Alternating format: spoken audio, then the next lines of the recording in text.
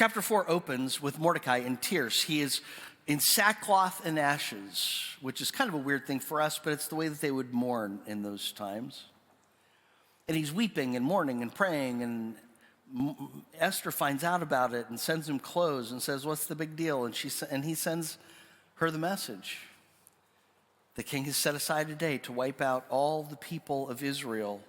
And Esther, you have to do something about it. You have to come to our defense. You have to speak to the king. How do you expect Esther to respond? She's the hero of the story, the heroine, right?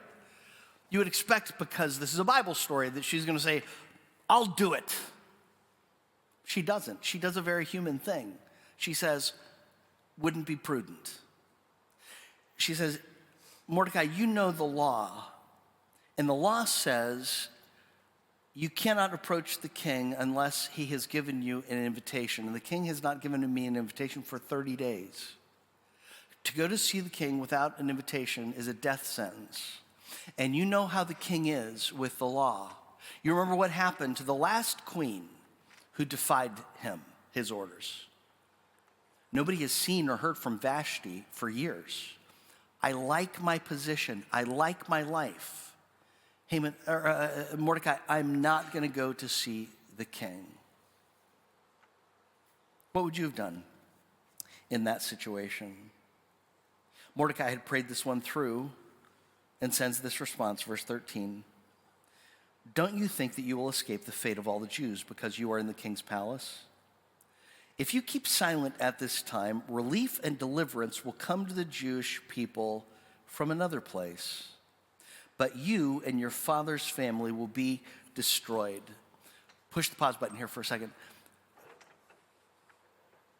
What you believe about God says everything about you. Will determine everything that you do. Mordecai has a proper understanding of God, doesn't he? Mordecai understands that God is always working the upper story.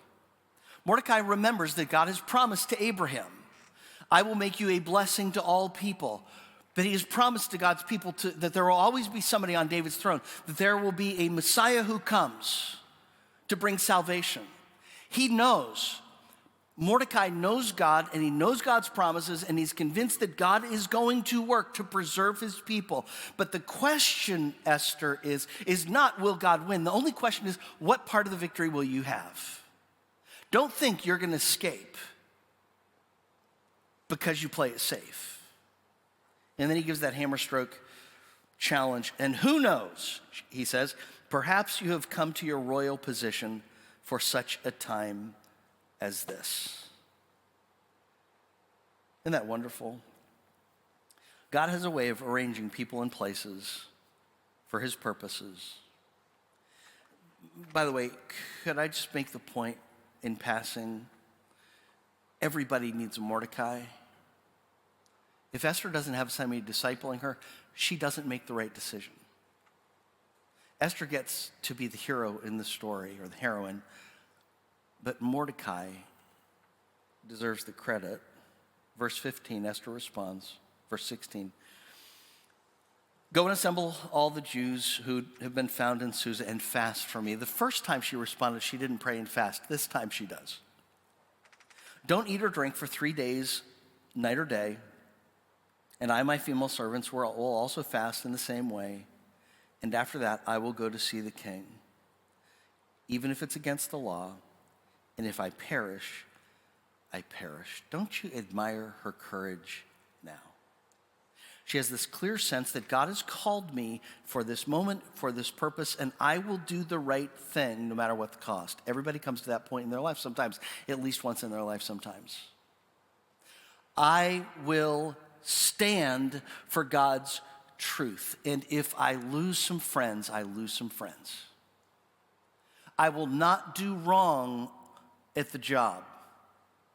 I will not dishonor God in my work. And if I lose my job, I lose my job. But I'm going to trust God. I'm going to share my faith. I'm going to invite somebody to church. And if I get rebuffed, I get rebuffed. We all come to this point, these points in our lives when we gotta say, I'm going to follow God's purpose. I'm going to obey what he's called me to do. And I'll let God take care of me. You know, somebody said courage is not the absence of fear. It's choosing to do the right thing despite your fears.